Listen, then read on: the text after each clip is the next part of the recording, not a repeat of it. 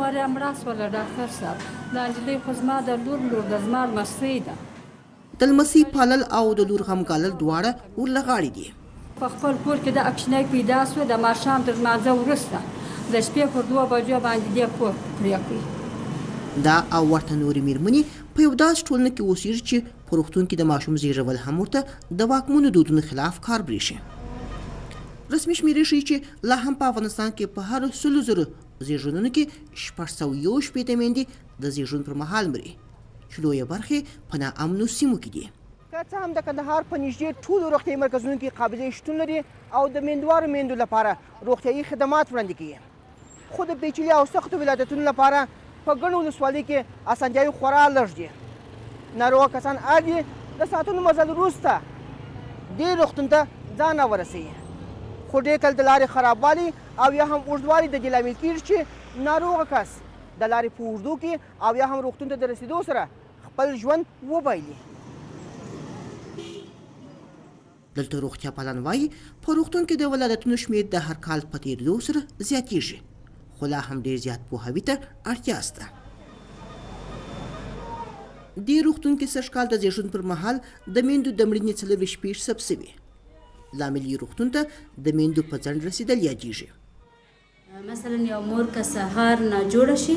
تر ماښامه امکان لري چې د فامیل د تفاهم نه ورسره رسیږي دا خپله زموږ د جامعې مشکل دی چې دا ډېر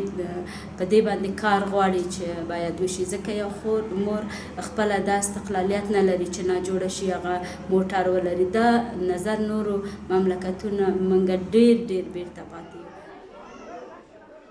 د روغتیا وزارت وایي د افغانستان 50 سلنه خلک د 1 ساعت پلي مزل وروسته او 80 سلنه نور بیا د 2 ساعتونو مزل وهلو وروسته یو روغتیایي مرکز ته لاسرسی پیدا کوي چارواکي د زیږون پر مهال د میندو د مړینې لامل نارواکې ټولنه د لارو خرابوالي په ځینو روغتیایي مرکزونو کې د طبي اسانتیاوو لږوالي او ځینې مواردو کې د صحي کارکوونکو غفلت یادوي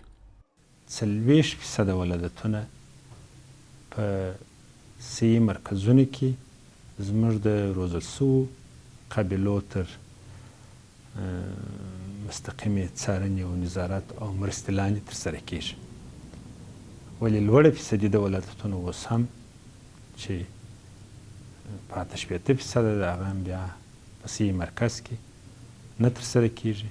په کورونو کې ترسره کېږي چې دغه د کورونو ولادتونه بیا هم